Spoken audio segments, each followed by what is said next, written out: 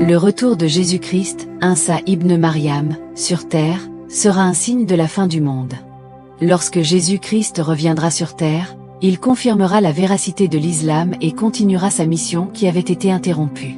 Cependant, le retour du Christ sur terre a suscité beaucoup de controverses du fait de la diversité des interprétations des textes sacrés. La descente de Jésus-Christ se fera à travers une voie spéciale ouverte sous forme de tunnel, entre le monde Kaïb d'où il vient, et le monde Shahada qui est sa destination finale. C'est à travers cette voie, qu'il avait empruntée lors de son ascension, qu'il reviendra sur terre accompagné d'anges qui l'escorteront. Ces anges s'en retourneront au ciel, une fois leur mission accomplie. Au moment de sa descente sur terre, le prophète Jésus-Christ, depuis le monde Kaïb, sera imprégné d'un parfum très particulier. Tout ce qui se dégagera de son corps à partir de ce moment aura une particularité certaine et jouera un rôle important dans la suite de la mission. En effet, les gouttes de sueur qui perleront de son front pour toucher le sol du monde Shahada, revigoreront la nature et lui redonneront sa verdure d'antan et ainsi rendront davantage fertile le sol. La particularité de son parfum réside dans le fait qu'au moment où il posera les pieds sur le monde Shahada, ce parfum se diffusera dans toute l'étendue de la surface de la terre pour arriver dans les narines de tous les porcs. Et chaque porc qui respirera ce parfum mourra dès l'instant où il l'aura inhalé. Et tout ceci se passera le matin même de sa descente sur terre, avant 9 heures du matin. La mission du prophète Insa ibn Maryam est une mission riche en événements et elle a une vocation universelle avant sa descente. Insa sera précédé par celui qui détient le titre de Al-Mahdi. En effet, Al-Mahdi est un titre octroyé aux missionnaires de la fin des temps. Certains livres confondent Jésus-Christ et l'imam Al-Mahdi, en les désignant comme étant la même personne, alors qu'ils sont deux personnes distinctes. Le prophète de l'islam a démontré cette différence en disant à ses compagnons que, lorsqu'Insa descendra, il priera derrière le guide de tous les musulmans. Ce guide des musulmans dont parle le prophète sera l'imam Al-Mahdi. À son retour, dans un futur proche, Jésus-Christ trouvera que l'imam Al-Mahdi a déjà dominé la moitié du monde, sauf une partie. Il trouvera aussi sur terre, son plus grand ennemi nommé Dajjal. Ce dernier n'est pas un système comme certains l'ont prétendu. Il sera une personne physique qui dirigera un système extrêmement puissant armé de multitudes d'avions furtifs, de bombardiers, de drones de surveillance, voire même de drones capables même de détruire un pays. C'est lui donc, Dajjal, qui voudra combattre le Mahdi, étant donné que ce dernier a un pouvoir spirituel si grand que les gens lui obéissent. L'imam Al-Mahdi vivifiera la religion. Les gens viendront de toutes parts pour adhérer à l'islam grâce à lui. Il détiendra le flambeau de la Tariqa Tidjaniya. Toutes les chaînes d'information parleront de lui. Ce qui va pousser Dajjal à utiliser son système pour détruire celui du Mahdi. Cependant, le Mahdi sait parfaitement que son rôle n'est pas de tuer Dajjal, mais c'est plutôt la mission du prophète Insa alias Jésus-Christ. Au moment du retour de Insa, il sera 4 heures du matin. Le monde entier entendra un bruit venant du ciel, quel que soit le lieu et le décalage horaire.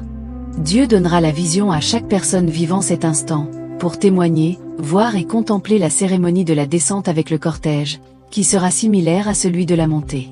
Les gens verront Jésus-Christ en train de percer les nuages, il aura l'apparence d'une personne âgée de 40 ans. Son visage n'aura pas changé de même que son apparence, ses cheveux noirs toujours rejetés vers l'arrière, sur le dos, ses yeux luisants. De son front sortira de la sueur. Cette sueur est due à ses souvenirs, remontant à l'époque où il vivait sur terre. Lorsque Jésus-Christ regardera notre monde, il se souviendra des complots ourdis contre lui. Il se souviendra également de ses méditations à propos de sa nature humaine qu'il essayait de vivre, au détriment de son origine angélique. Ces pensées, cumulées à la pression qu'il ressent durant sa descente sur terre, vont le stresser. Ce qui suscitera l'apparition de sueur sur son front. C'est ainsi qu'il descendra à Damas. Dieu a suscité ce stress et cette sueur chez Insa afin qu'elle fasse régénérer la terre et la nature. En pénétrant la terre, cette sueur augmentera la production végétale et favorisera le mûrissement des produits agricoles en abondance. Une fois descendu, Insa sera accueilli par le Mahdi. Le prénom de celui qui portera ce titre de Mahdi sera Mohamed et le prophète Insa trouvera le Mahdi dans une mosquée où il s'apprêtait à effectuer la prière de l'aube. Le Mahdi verra Insa et le saluera. Puis, il lui demandera de diriger la prière, mais ce dernier déclinera l'offre. Jésus demandera à son tour au Mahdi de diriger la prière et il lui fera l'appel d'ouverture. Insa fera l'appel, et le Mahdi dirigera la prière. C'est ainsi que se passera la descente de Insa, il ne naîtra dans aucune famille. La différence notoire qu'il y aura sur son apparence sera un rajout de ans sur son âge. En effet, si on estime son âge selon son apparence, on lui donnera 40 ans. Tout le monde sera étonné, mais le Coran avait été clair sur tous ces événements majeurs. De même, le prophète Muhammad avait averti de ce retour et du degré de Insa auprès de Dieu. De plus, il avait anticipé l'étonnement des gens en l'expliquant. Il sera un signe au sujet de l'heure. Par la suite, ce sera Insa qui combattra le Dajjal. Une fois Dajjal vaincu, le Mahdi et Insa resteront ensemble sur terre encore quelques années. Jusqu'à ce que le Mahdi quitte ce monde en premier. Sa prière funéraire sera dirigée par Insa suivant la façon qu'il choisira. Soit il la dirigera lui-même, soit il déléguera à quelqu'un d'autre. S'il la délègue à un autre, la personne qu'il choisira sera adepte de la religion islamique. Jésus-Christ devra repasser dans tous les endroits, tous les lieux de culte où il a été proclamé, à un moment donné de l'histoire, qu'il était le Fils de Dieu. Il démentira ses propos mensongers à son égard. Il rétablira la vérité. Il démontrera l'unicité de Dieu à travers les 4 dimensions de la Sourate Ikhlas. Il le fera de telle sorte que les gens comprendront la réalité vraie ou la hakika liée à la revendication divine, qui est essentiellement sa pureté et son unicité dans sa réalité absolue. Toujours dans sa mission, Insa ibn Maryam enseignera à ses adeptes, c'est-à-dire aux chrétiens convertis, qu'il n'existe qu'une seule et même communauté religieuse devant Dieu. Le prophète Jésus-Christ sera la preuve concrète qu'il n'y a qu'une seule et même communauté, malgré les messagers différents, malgré la diversité des races et qu'il n'y a qu'une seule et unique religion qui est l'islam. Le prophète Insa, dans sa mission, facilitera la connexion entre le monde Kaïb et le monde Shahada à ses disciples.